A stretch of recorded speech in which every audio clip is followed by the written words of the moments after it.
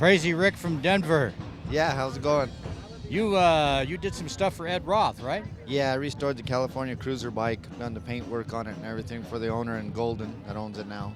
So he was a tremendous influence in the work you've been doing? Big time. Ever since I was a kid, I built models and stuff like that, and he was an idol of mine when I was young. There's quite a few of them, don't get me wrong. There's quite a few of them. He was the only one I wasn't able to meet because he passed away before I could meet him, but he inspired a lot of my work. You did some wild, crazy stuff, didn't you? Oh, man, off the wall, one of a kind. And that's what I digged about him. Everybody just, to reduplicate some of his work's almost impossible. How many cars have you built? Oh, I've built hundreds of them.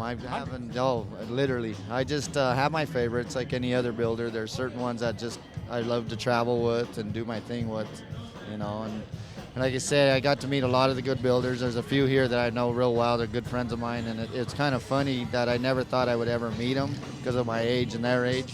But it was really great meeting them and hanging out with them, changing some of our styles and stuff, and it's pretty inspiring. Like Bo Huff, I talk to him a lot. He's a personal friend, and he's funny. He tells me I'm on the line, watch it. I'm like, there is no line. You're on the line. Yeah, There is no line. Daddy Roth proved that a long time ago. So you came from Denver. Yes, all the way 22 hours because of the weather. It was really bad. We came through the passes, and it was horrid. And I had a real hard time getting in the show, Well, you brought the car down specifically to enter it in the Shifters show at Viva. Yes. Right? Yeah. And what happened? Well, what made me mad is I was in contact with him throughout this build. This build took 51 days. And I was emailing him, showing him pictures. He had no problem with it. He was sending me, getting my money for the tickets and everything else. And when I showed up, they denied it. He said it's too wild. It's with him. That's who made people who they are. Everybody has their own style. There's a couple builders here that got some awesome cars that it would be hard for me to duplicate because they are really nice work. And Daddy Roth was wild. He didn't care if anybody liked it or not. He built it for him. So they rejected the car, and your car was attracting quite a crowd over there. That's one of the reasons I actually got in a real bad argument with him yesterday. I was actually escorted off the lot. In the motel I put in the parking lot, and being the fact that it was in the parking lot, they said I was getting too much commotion in the parking lot. I'm like, come on, I'm in the motel. I have no control over the parking lot. And they were like, well, you're going to have to probably be asked to leave if your car keeps committing the commotion. And like I told them, well, ain't that the purpose of having a car show? To get the people there? That's why I built this for you guys. And they turned it down. It was no, period. There was no other way. So here you are today at the protest car show at the Hard Rock Casino. Yeah, at Hard Rock Casino. And believe it or not, one of the guys here, the one throwing it, is actually a friend of mine also. I met him on the road a couple years ago with Bo Huff. And I was talking to him today, and I didn't know he had a big fallout with Axel also. So it seems like it's more of a personal thing in this show, because when I spoke to Axel yesterday, he told me that he didn't like this or he didn't like that. So to me, it was more his show, what he liked, not the people. And I throw shows in Denver.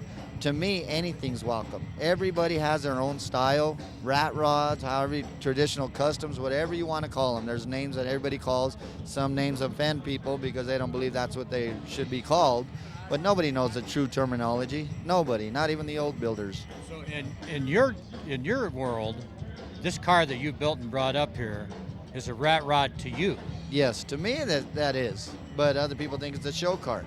This is a driver. I built this to horse around and mess around in my town for a shop car, basically. This is your shop car? Yeah, that's what I built it for, so I can horse around in town and everything, see if I get in trouble with this motor, but we'll find out. I don't know. Tell us about this car. Well, it's a 1950 Merc, cut down, narrowed 23 inches. It is a real Merc cut up, so a few people get upset that I cut up a Merc. But I own quite a few Mercs. It's a sacrilege, Yeah, that's one of the things I'm finding out in the last couple certainly days. doesn't look like a Merc. No, that's what everybody's like. Well, you sure it's not fiberglass or a kit car? I'm like, no, it's a steel car. And that's one of the recognitions I got through Bo and everybody that I met is my welding. I love to weld. I love welding. I could sit there for hours and hours and hours and weld. And like I said, some of the fabrication I've seen here is really nice. And some of these cars, they shouldn't have been turned down. It's a show. People have their own opinion of what they like and what they don't like. It's all subject to interpretation. Exactly. So one man's rat rod is another guy's traditional hot rod. Exactly. One guy's custom is a rat rod like this. Now tell us about the front end.